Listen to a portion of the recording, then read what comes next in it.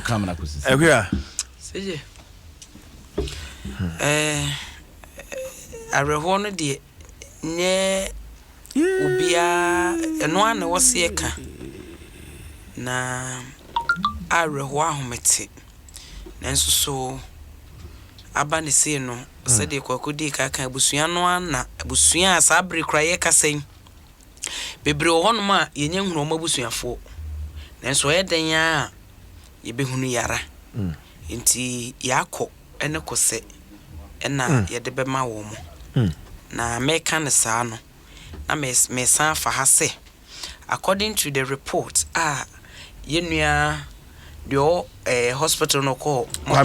Kwamijan ede ba ye no e ka se wo nyina ye ma wo meboa wo nyina eye ma yenua no ma no adawroma yense de huna dia ye pepa bibri sa kire se seba gidie ni asore konum pa dia ema ye bufa so dudu ye bubufa so dudu se asore kodie nkanye enhwemu kire se eba esomo gidie a ema wo sa gidie no dudu sa na making na yenko ade ne yepe e wasase we so da bi se ni pare kosum nyame kwaku enti eno no pa kire me se mema nsum nyame nipa ne kosum de bi eno no pa kire me se mema nsum nyame ekya meba ura asora dem na nipa e wo ho eye 100 ya emu 95 good emu 95 eye ma ye de man e chitra asore what you say na untumi nka nkire me se yenua no mema yekunu nom ni ade no wo nye kristofo ana wo nye nyameni na made ade a ye hwehwe no eso chesa wo dwene ho a wo nte ase ye heaven ko na kwaku wo ka heaven ko a untumi nka nkire me se wuti hoi wo mpase obeko heaven ana sije ana sayoa ana se yesi nya man kwa na ye pa heaven ako ni yesre ema wo mo nte so kakra wo mo enye se nsum nyame o ne enye the fact se obutu aso dem na wo kọ na wura na wo pie wura eno na kire se wo ekuya yan kasenti anyame som there business na make at all I can never but ekuya me no kasa na pay oba bi agya ne store ho oti mpai base wona kwan so woko sunsun bi tata no oba bi agya ne kunu ene ne ma wo fie woko sunsun bi tata no oba bi afridwom wa hye dwano awie o ya wohwem ne ma me wan na me kwam pai baba woko bible se dwane jo kran kwan emra wotiasi ena tworo ne kan wo se adekyen bia wo ye wo se me ye de osoma me na adwuma nti wo se wo som na wa kwanya ade be soma som senye nyamesom na se ebia bibi nti na wo kode ya eno no ye different no eno no ye different ho de me ne mo be ya adwen na se genuinely se nipa no wanya kwanya wo so wokosoma ye biase ayeti nyame boy se me de wonte me point na se o dem se won kan point me note hey met me a catch o pain say I am 1 billion times a Christian 1 billion times Christian nanso so enye se wote asore dem ho a ena chese wo ye kristoni o sa bia ya ye ken won se report e ba nyina no wo behwe wo hwe a nipa nankasa kura a wo ma wuwi dodo na mfiri empotamu ho wo mo free emiamia hodo miamia wo saa ya wa ha ena mo pa baaye wo kai mo pa accident na ekosi ye no VIP basa kese bi wo kai eno emawu dwiri sa time no se wo has meba mani bresam na meka na say eyi emayi a wo mu nyina hwero mu nkwan bia wo bi wo ma mienu miensa enan enum and you can imagine trouble I dey abefie enti se wo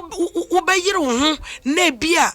na no na me friend me sister bi okumase anopa be te say 7:30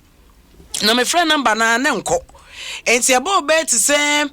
8:30 to 9 and no friend me back and I maybe say na adan he na wose me kwa so nam se sabre na woniema no ewai woniema na aton no wose ma hyehyɛ si wo wose se niema na si wo akotena so dem masa kobra obi ntimi nka nche wasa wo hyedem na abɔ mpa ye nyankopɔn wontie yesi nyame owo baabia. He's omnipresent God. It's ma mesre nua manom menka se nsum nyame o love your God with all your heart. Do nyang fa wakoma nyina do nyankopɔn but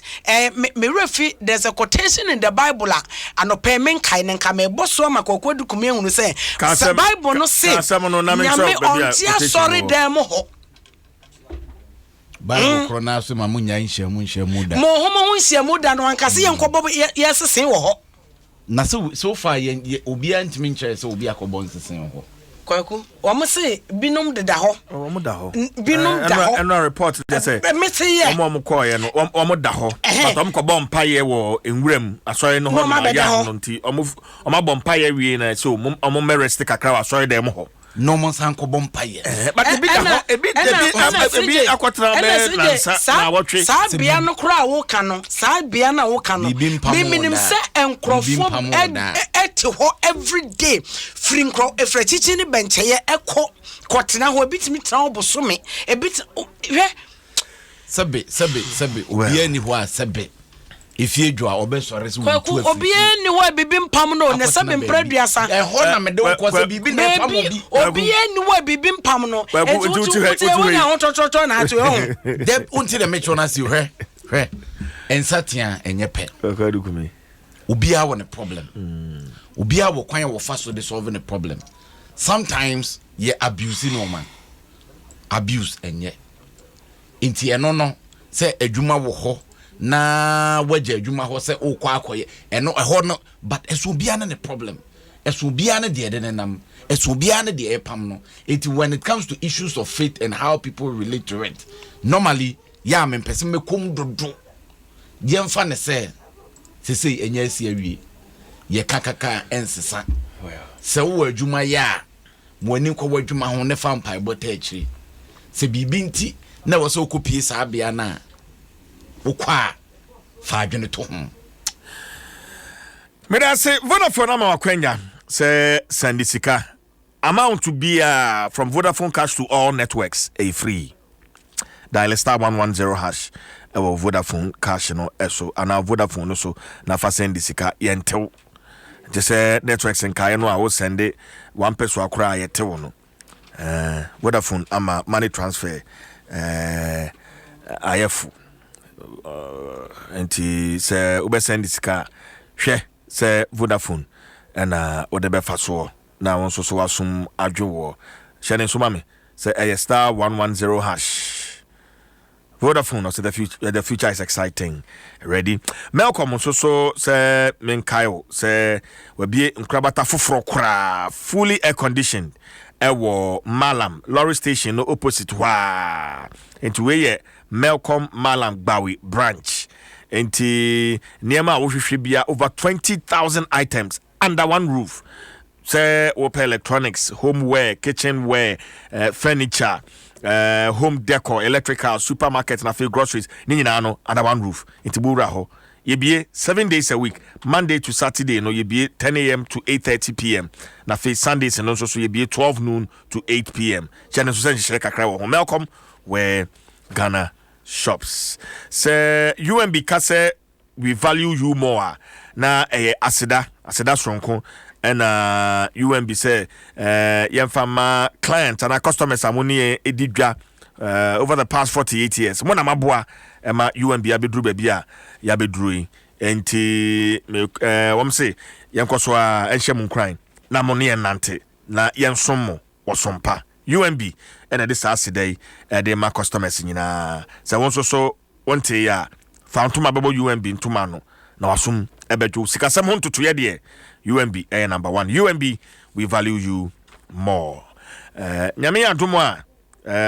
Efiada 6 and afi kwesiada de kopem kwesiada 8th November ya de Ecobank Joy News Habitat Fair no ya de brew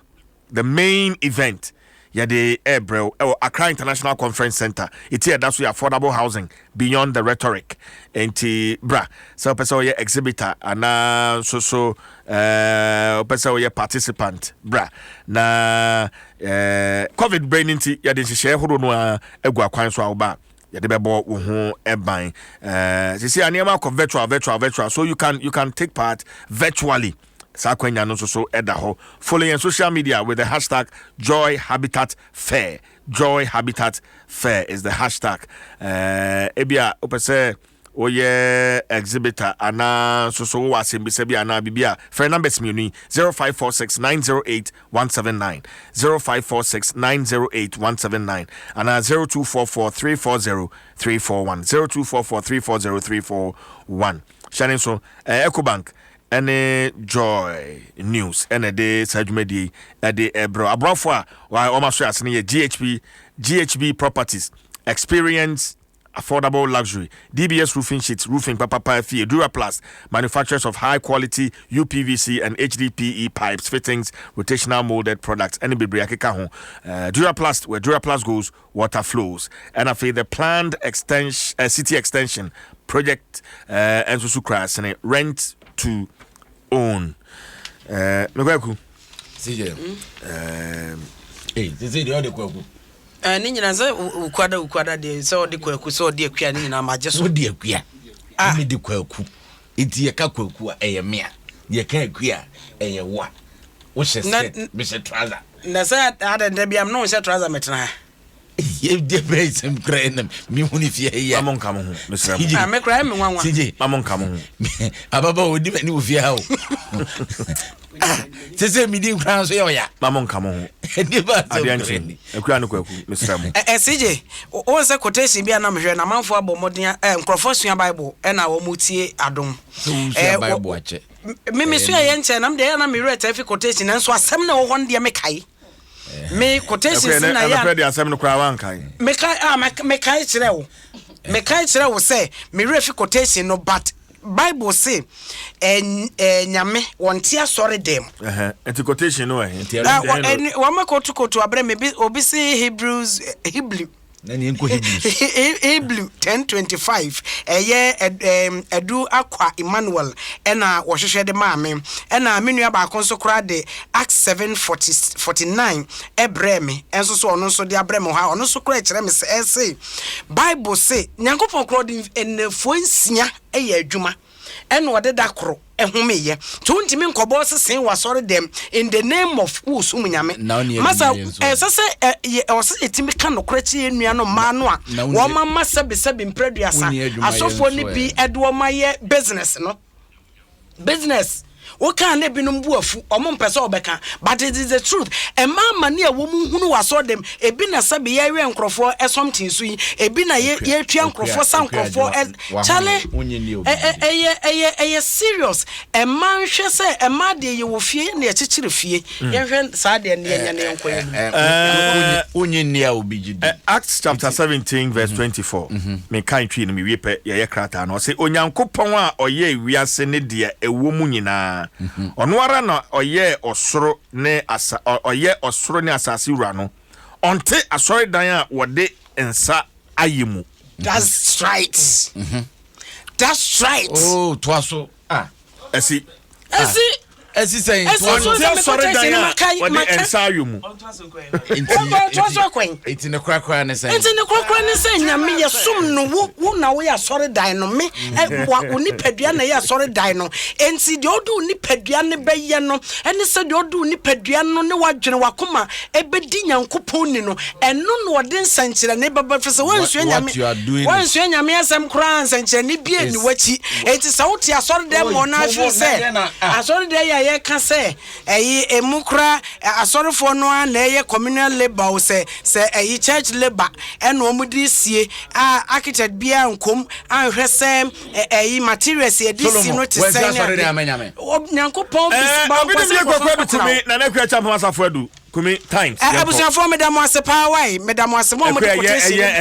Yamisramu, Debbie Amikotu among Mekasam Coach, dear more yen, no boom crofwa bem. Dear more yen, no boom crofwa bem. Boom crofwa bem. Ghanaian times or Bocratas. Man penny say January.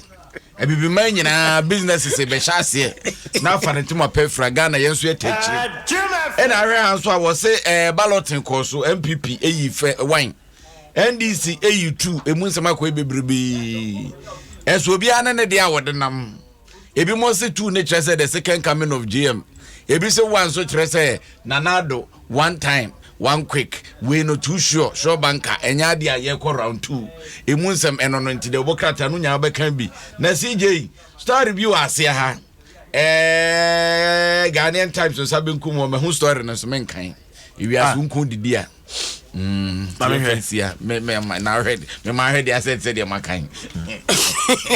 na so ne ne boss on ka hwe okay any ade paper so dia na say time as what is paper na so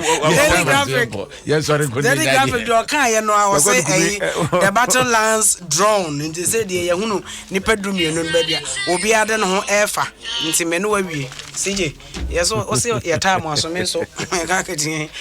obi no bi akwa dukumi na na ku ya champa masa fadu na de da bon krata na poso